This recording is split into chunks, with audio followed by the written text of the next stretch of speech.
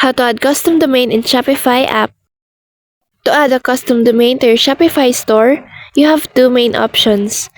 You can connect a domain you've already purchased from another provider or buy a brand new one directly through Shopify.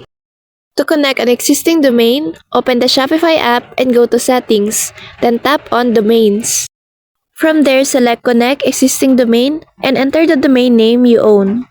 Shopify will provide you with specific instructions to update your DNS settings through your domain provider, which usually involves pointing your domain's A record and CNAME record to Shopify servers. If you don't already have a domain, Shopify also gives you the option to buy one directly through the platform. Just select Buy New Domain, search for the name you want, and follow the prompts to purchase and automatically set it up.